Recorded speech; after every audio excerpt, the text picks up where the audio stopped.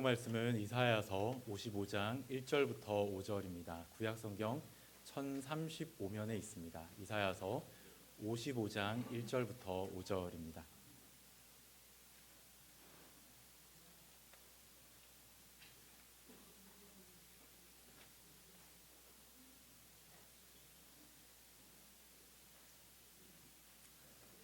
오라 너희 목마른 자들아 물로 나아오라. 돈 없는 자도 오라. 너희는 와서 사 먹되 돈 없이 값 없이 와서 포도주와 젖을 사라.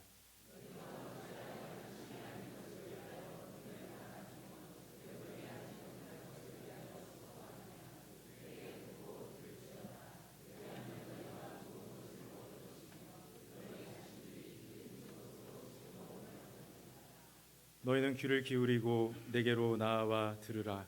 그리하면 너희의 영혼이 살리라. 내가 너희를 위하여 영원한 언약을 맺으리니 곧 다윗에게 허락한 확실한 은혜이니라.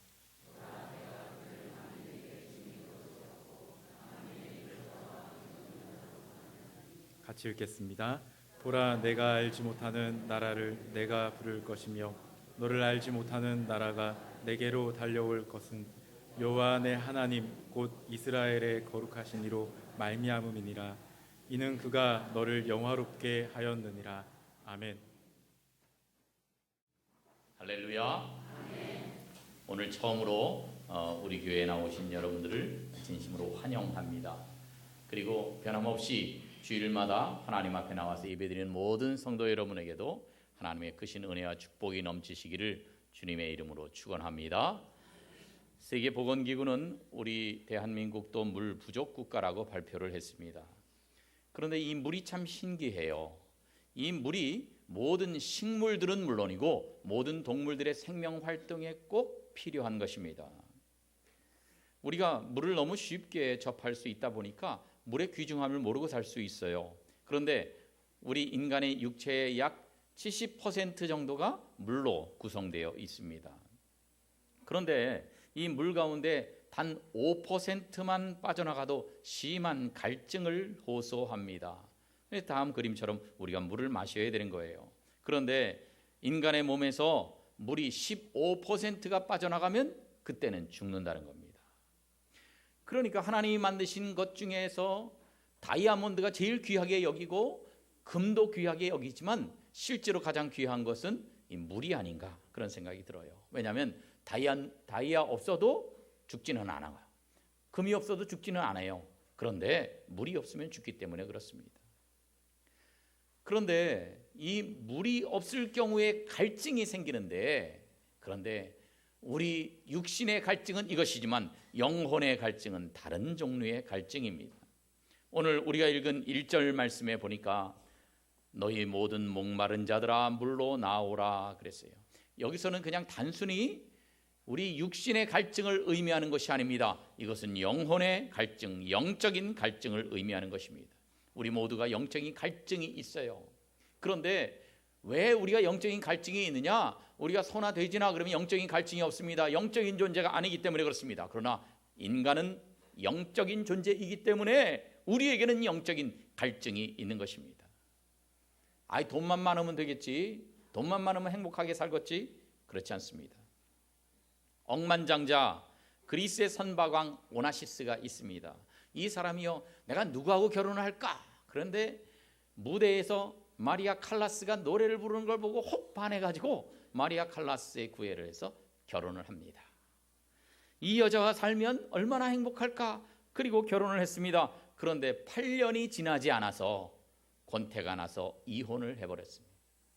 그리고 나서 쫙 보니까 케네디 대통령하고 살았던 그 영부인 제클린이 너무 이뻐 보이고 똑똑해 보이는 거예요. 그래서 제클린하고 결혼을 하려고 합니다. 그래서 결혼을 했어요. 그런데 결혼한 지 일주일도 지나지 않아서 오나시스가 아이고 내가 실수했다 그렇게 고민하기 시작합니다. 파혼하거나 이혼할 방법이 없을까 주변 사람들하고 얘기하고 법조인들과도 의논을 해봅니다. 그런데 제클린이 워낙 엄청난 위자료를 요구하니까 이혼도 못합니다. 근데 기가 막힌 건 이 제클린이요, 돈을 펑펑 쓰는데 한 달에 우리나라 돈으로 24억 원을 써버리는 거예요. 그러니까 이 오나시스가요, 혈압이 올라가고 화가 나고 화병이 생깁니다. 그래서 그냥 뭐 견딜 수가 없는 게 한 달에 24억 원을 쓰니, 그러니까 지금 여러분과 같이 살고 있는 여러분의 아내가 연예인처럼 이쁘지 않아도, 마리아 칼라스처럼 그렇게 노래를 잘하진 않는다 하더라도 여러분의 아내가 최고인 줄로 믿으시길 바랍니다. 왜냐하면 그분들, 여러분 그 부인은 한 달에 24억 원씩 안 쓰잖아요. 그러니 얼마나 고마운 존재입니까? 쓸래야 쓸 돈도 없지만. 그런데 이것 때문에 화병에 걸려가지고 그냥 이 속을 끓이던 오나시스가 자기 아들마저 비행기 사고로 죽습니다. 그 충격으로 돈 많은 사람이, 얼마든지 좋은 약 다 먹을 수 있고 좋은 치료 다 받을 수 있는 사람이요 69세밖에 못 살고 죽었습니다. 오나시스가 죽으면서 가슴을 치고 후회하다가 죽습니다. 이런 말을 남겼습니다. 나는 인생을 헛살았다. 하나님께서 주신 축복을 쓰레기로 만들고 간다. 그렇게 말했습니다. 여러분, 돈이 많다고 영적인 갈증이 없는 것이 아닙니다. 천사처럼 노래를 잘 부르는 마리아 칼라스하고 산다고 영적인 갈증이 없는 것이 아닙니다. 최고의 여자라고 그 당시에 불렀던 그 제클린하고 살아도 후회요 갈증뿐인 것입니다. 모든 사람들에겐 영적인 갈증이 있어요. 이 영적인 갈증을 못 느낀다면 못 느끼는 사람이 문제예요. 심하게 병이 걸렸거나 아니면 죽은 사람은 갈증도 못 느끼고 고통도 못 느끼기 때문에 그렇습니다.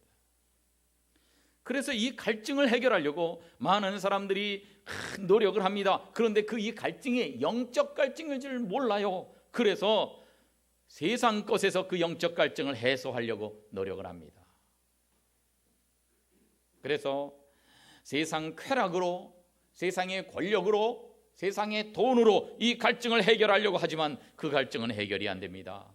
마치 조난당한 사람이 파선해서 바다에서 이 나무 위에서 이렇게 떠다니는 사람이요, 목이 마르면 바닷물이 많으니까 바닷물 마시면 갈증이 해결될 것 같습니다. 그러나 그 짠 바닷물을 마시면 더 갈증이 심해지는 것과 똑같습니다. 우리가 세상 것을 가지고 우리의 영적 갈증을 해결하려고 해도 해결할 수가 없는 것입니다.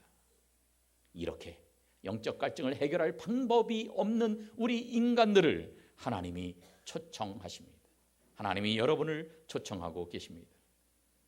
그래서 오늘 1절에서 이렇게 말씀합니다. 너희 목마른 자들아 물로 나오라. 우리를 이렇게 초청하시는 거예요. 주님이 여러분들에게 이렇게 초청장을 보내고 계십니다. 다음 그림을 보면 이 대통령 취임식 초청장이에요. 어떤 분이요, 자기가 대통령 취임식 초청장을 받았다고 그 자랑하려고 블로그에 올린 거예요. 물론 대통령 취임식의 초청장을 받아도 영광스럽습니다. 그러나 하나님이 보내신 초청장은 대통령이 보낸 초청장과 비교할 수 없는 가장 귀한 초청장입니다. 왜냐하면 대통령 취임식에 한 번 갔다고 자신의 인생의 문제가 해결되지 않기 때문에 그래요. 그러나 하나님의 초청장은 우리의 영적 갈증을 해결해 주시고 우리의 영원한 문제를 해결해 주시겠다고 하는 초청장이기 때문에 가장 귀한 초청장입니다. 오늘 1절 말씀해 보니까 누가 하나님 앞으로 나와야 한다고 하십니까? 목마른 자입니다. 우리가 목마름을 느껴야 돼요. 영혼의 갈증을 느껴야 돼요. 여러분, 영혼의 갈증을 못 느끼면 금방 말씀드린 대로 우리가 병들었거나 우리가 죽은 그런 존재입니다. 영혼의 갈증을 느껴야 돼요. 그렇게 내가 꿈을 갖고 노력했는데 다 뜬구름 잡는 것 같구나. 아, 인생은 헛된 것이구나. 그러면 나는 무엇을 위해 살아야 되는가? 이런 영적인 갈증이 우리에게 있어야 하는 것입니다. 그런데 돈 없는 자도 오라. 돈 없는 자도 오라. 돈 없는 자는 돈 한 푼이 있느냐 없느냐를 따지는 것이 아닙니다. 그것은 주님께 나올 자격이 없는 자를 두고 말하는 것입니다. 우리는 다 하나님 앞에 나갈 자격이 없습니다. 죄인이기 때문에 그렇습니다. 하나님 앞에 쌓은 공로도 없습니다. 그러나 돈 없는 자도 와라. 너희는 와서 사 먹되 돈 없이 값 없이 와서 포도주와 젖을 사라, 그렇게 말씀합니다. 우리를 값 없이 구원해 주시겠다는 초청입니다. 우리가 비싼 대가를 치를 필요 없습니다. 값 없이 무상으로 이 귀한 축복을 은혜로 허락해 주시겠다는 약속입니다. 그러나 일단은 주님께로 나와야 합니다. 마태복음 11장에서 예수님은 이렇게 말씀하십니다. 수고하고 무거운 짐진 자들아 다 내게로 오라, 내가 너희를 쉬게 하리라 말씀하십니다. 주님께서 우리를 초청하십니다. 요한복음 7장에 보니까 누구든지 목마르거든 내게로 와서 마시라, 나를 믿는 자는 성경의 이름과 같이 그 배에서 생수의 강이 흘러나오리라 말씀하십니다. 그렇습니다. 영적인 갈증은 예수님에게 나올 때에 해결될 수 있습니다. 주님께 나오지 않고는 우리 문제가 해결될 길이 없는 것입니다. 그래서 하나님 앞에 나오는 그 걸음이 생명의 걸음입니다. 영적 갈증을 해결하는 생명수가 주님께 있기 때문에 그렇습니다. 그래서 이사야서 55장 7절에서 이렇게 말씀합니다. 우리 하나님께로 돌아오라. 우리 주님은 주님께 돌아오는 자를 결코 외면하지 않으십니다. 영접하시고 받아주시고 축복하십니다. 이것이 영적 갈증 해결의 첫 걸음입니다. 아무쪼록 오늘 주님 앞에 나온 여러분 모두가 이렇게 주님의 초청에 응해서 영적인 갈증의 문제를 해결하는 복된 하나님의 백성들이 되시기를 주님의 이름으로 축원합니다. 두 번째, 헛된 것에 낭비하지 말아야 합니다. 오늘 2절 말씀을 보면 너희가 어찌하여 양식이 아닌 것을 위하여 은을 달아주며 배부르게 하지 못할 것을 위하여 수고하느냐 그랬어요. 그러니까 돈을 낭비한다는 거예요. 그런데 여기서는 꼭 돈을 낭비하는 것을 말하는 것이 아닙니다. 이것은 인생을 낭비하는 거예요. 인생을 낭비하는 것처럼 안타깝고 치명적인 것이 없습니다. 왜냐하면 우리는 금방 죽기 때문에 그래요. 언제 세상 떠날지 모릅니다. 오늘 새벽에도 우리 성도의 가족이 두 분이나 세상을 떠났어요. 언제 우리는 세상 떠날지 몰라요. 그런 우리의 인생을 낭비해서는 안 됩니다. 오래전에 외국에 한번 갔었는데 거기서 이제 지도로 길을 찾았어요. 왜냐하면 지금 같으면 스마트폰으로 길을 찾겠는데 그때는 스마트폰이라는 것 자체가 없었으니까 지도를 가지고 찾는데 도대체 모르겠는 거예요. 그래서 지나가는 그쪽에 사시는 아주머니한테 물어봤어요. 여기가 도대체 어디로 가야 되느냐고. 그랬더니 그분이 그렇게 대답을 하더라고요. 저도 초행길이라서 잘 모르겠습니다. 그러더라고요. 그래, 거기 사는 분인 줄 알았더니 그분도 처음 온 초행길이에요. 그렇습니다. 거기서 교훈을 얻습니다. 누구나 인생은 초행이구나. 그 초행인 사람, 그 사람에게 인간에게 물어봐야 답이 없구나. 그래요. 우리 모두가 인생을 2번씩 3번씩 살아본 사람이 아니지 않습니까? 지금 처음 살아보는 생 아닙니까? 그러다 보니까 우리는 모든 것을 다 명확하게 알지 못합니다. 우리 인생의 문제에 대해서 정확한 답을 줄 수 없습니다. 추정해서 답을 할 수 있을지 몰라도 그것이 꼭 옳은 답은 아닐 가능성이 매우 높습니다. 그래서 인간끼리 물어봐야 답이 없습니다. 오직 하나님만이 우리 인생길을 바로 인도해 주실 수 있는 목자이고, 그래서 목자가 우리에게 필요한 것입니다. 사람이요, 내 생각대로 살아요. 이렇게 하면 되겠다. 이렇게 하면 잘 되겠다. 그래서 자기 생각으로 인생길을 가면 낭패를 당하기가 십상입니다. 잠언 14장에 보면 이런 말씀이 있어요. 어떤 길은 사람이 보기에 바르나 필경은 사망의 길이니라. 사람 보기에는 괜찮은 길인데 그 결과가 사망의 길인데 괜찮은 줄 알고 그 길을 걸어간다는 겁니다. 그래서 우리에게 목자가 필요해요. 시편 23편에 유명한 이런 말씀이 있습니다. 같이 읽어볼까요? 시작. 여호와는 나의 목자시니 내게 부족함이 없으리로다. 그가 나를 푸른 풀밭에 놓이시며 쉴 만한 물가로 인도하시는도다. 아멘. 인간끼리 처음 사는 그런 인생에 대해서 서로 물어봐야 정확한 대답을 해줄 수가 없습니다. 목자이신 하나님이 우리를 선하게 인도해 주실 수가 있습니다. 목자이신 하나님은 명가이드이십니다. 그는 우리를 바른 길로 인도해 주시고 축복의 길로 인도해 주시는 것입니다. 그래서 우리는 목자 없이 우리 인생을 낭비하지 말아야 합니다. 그 목자이신 주님과 함께 살아갈 때에 그때 우리는 정확하게 우리 인생길을 걸어갈 수가 있습니다. 세 번째로 하나님의 말씀을 들어야 합니다. 하나님의 말씀은 성경인데요, 이 성경은 이 성경을 믿는 사람은 비과학적인 사람들이나 믿지, 그렇지 않습니다. 천문학, 의학, 생물학, 전기, 통신 등 사회발전에 공헌한 천재적인 과학자들이 거의 예외 없이 하나님을 믿고 창조 질서를 믿고 성경을 믿었습니다. 성경을 결코 과학이 벗어날 수 없음을 이분들이 고백합니다. 유명한 천문학자 코페르니쿠스는 이렇게 말합니다. 우주는 창조주께서 우리를 위해 만드신 것이다. 선하신 창조주께서, 질서정연한 창조주께서 우리를 위해 우주를 만드셨다고 말했습니다.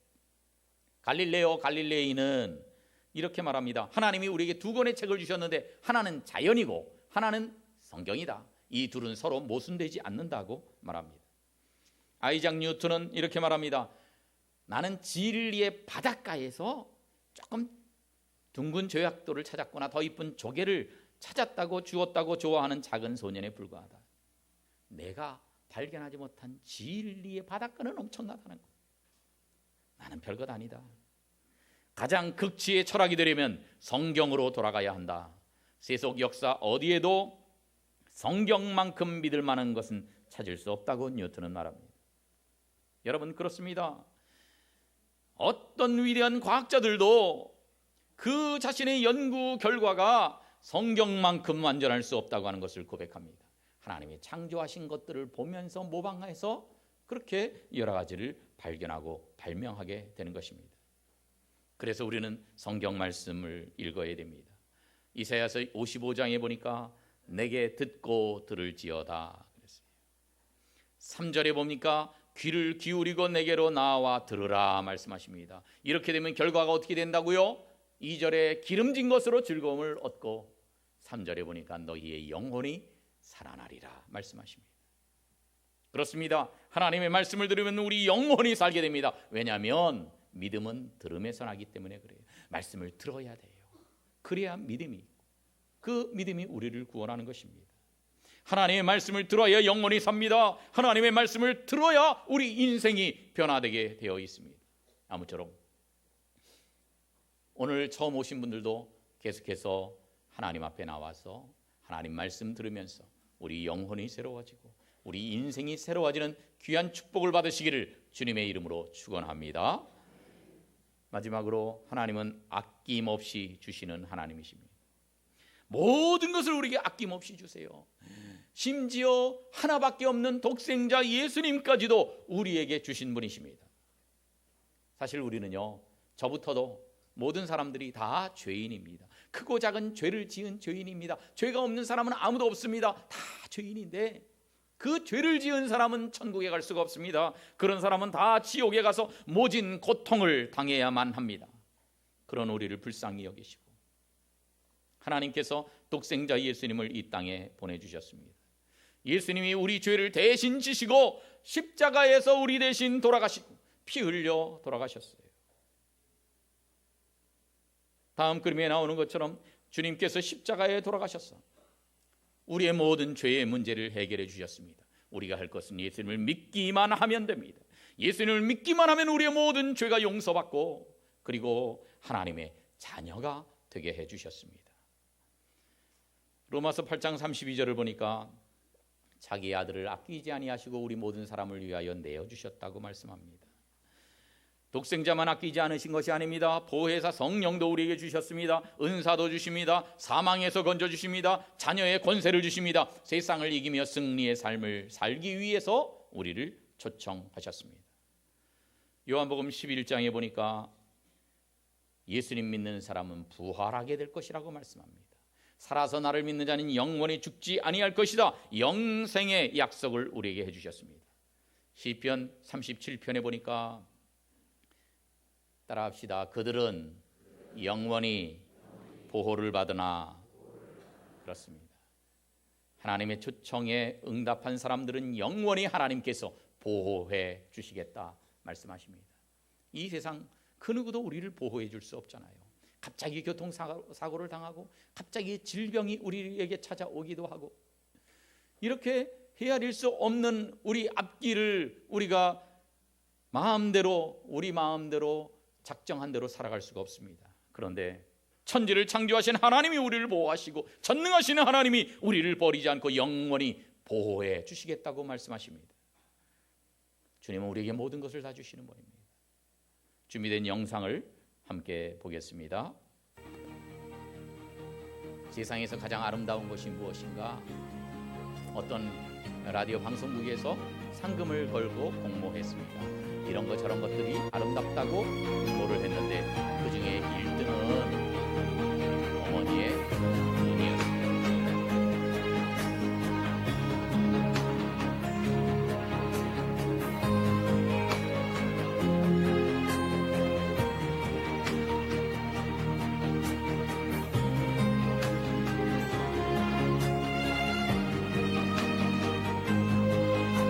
어떤 어머니의 아들이 우리의 교통사고를 당했습니다. 혼자 몸으로 남자를 키운 어머니가 밤낮으로 간호를 합니다. 그런 정성에도 불구하고 아들은 시력을 잃었습니다. 미래가 창창했던 남자였습니다. 이제는 내 인생 다 끝났다고 좌절합니다.